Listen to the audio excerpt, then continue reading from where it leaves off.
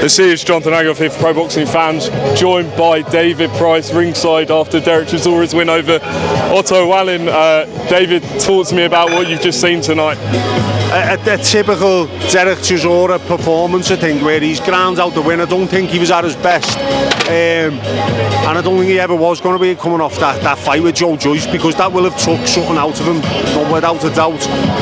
But he just gets the win, he grinds the win out, and he finds a way. And Wallin was moving his feet well, landing a lot of clean shots. I thought Wallin was in with a shout until the last knockdown. I thought he was in with a shout on one of the scorecards or two of the scorecards, and it would have been a draw on one of them if it were in a 10-8 round. So I think he was winning the last round. But Wallin's a good operator, so that just says more about Chisora, that he's still competing and winning these type of fights at this level at his age, and how well he's doing to keep doing it. Tell us about the relentlessness of Chisora. You've obviously faced him. What's it like being in there with someone who's just storming forward all the time? Yeah, it's funny with Derek, because from the outside looking in, a lot of people think he looks slow and he looks like he's easy to hit and everything else, but he's actually not. He's compact. He's got a good defence, good movement, he's dead experienced, but his punches are heavy, and obviously he stopped me, Derek. And I didn't have the greatest preparation for that fight or whatever, but come in late notice. But even if I'd had a 12-week camp, Derek Chisora was my worst type of opponent, and the result may well have been the same anyway. And he's a nightmare for most fighters. Wallin had in his to his advantage tonight the southpaw stance, and that he moves his feet pretty well. So Derek was just boxing southpaw a lot of the time, because he can't get his feet in to land the shots against the southpaw.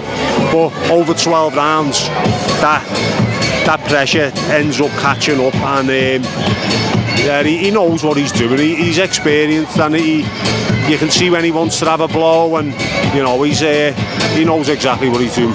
How hard will Derek find it to walk away after the next fight? Very hard, because he loves the game, doesn't he? Now, some fighters can't wait to get away from it, like myself. I'd had enough,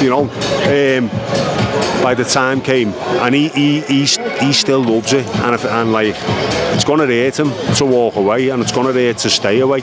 So yeah, it's going to be tough. And who would you like to see him in his 50th fight? I've just spoke to Dillian White, he's a name. They're mentioning Garnu and stuff like that. Who would you like to see him in with?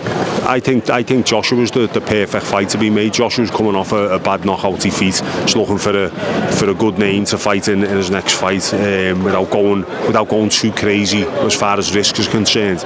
Because obviously, and the fight for Derek for the money is Joshua, and I think it's perfect. Although I do think Joshua would because he's clinical, I think Joshua would knock him out. But if he's going to get paid, get the most money. If he's going to finish, get the most money. And he could give Joshua loads of trouble, obviously, but I think that's the fight that most of the fans would want to see as well. I think they've got history with the club that they both box for, and the trainers they've trained with always thought they would never fight each other, and then if he was to fight Joshua in his last fight, I think it'd be a bit poetic, and I think it'd be a good one to go out on. Just a couple more, because I know it's the end of the night. Dubois Parker, 2 weeks time. Who wins the fight? Dubois for me. Both got really good momentum, coming off big wins against good fighters over the last 18 months or so. So Parker's got a new lease of life under Andy Lee, boxing really well. But Dubois, again, since his new trainer's coming as well, John Charles is bringing the best out of him, and I said a while ago that John Charles would be a good shout for Anthony Joshua trainer. But Dubois got him, and he's paying dividends really, and I think the momentum for both's good, but the level is just the level above a little bit with the opponents is Dubois, and he's younger, fresher, stronger. I think he'll win late. And just lastly, Tyson Fury, is he going to come back, or do you think he remains retired? I think he'll come back. I don't think he'll retire. It was too informal, wasn't it? The way he just done like a little video, and that's the end of it. You can't go out like that. He deserves a bit more fanfare on his retirement. Tyson Fury, he's been massive for British boxing and world boxing in the last 10 years. So I think he'll fight again. I think once he's had enough of going the tip and all that, whatever he does when he's not in training, he'll get back in the gym and fight again. And David, you don't look in too bad nick yourself. How's everything with yourself and what you're up to? Good, yeah. I run my own business now, but I've been training quite a bit.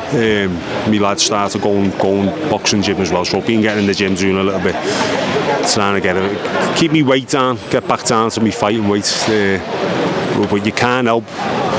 When you've been a fighter, you can't help but when you get starting to feel fit again to go, would I be able to have another fight here or no? No, but I'm not going to. Definitely not going to, because I want to keep this, these faculties intact. From this far, not going back. David, I hope we see you doing a bit more punditry work, maybe, because I know the fans always love you to hear your opinions. Yeah. So yeah, David, appreciate your time. Thanks, mate. Appreciate that. Cheers, pal. All right, mate.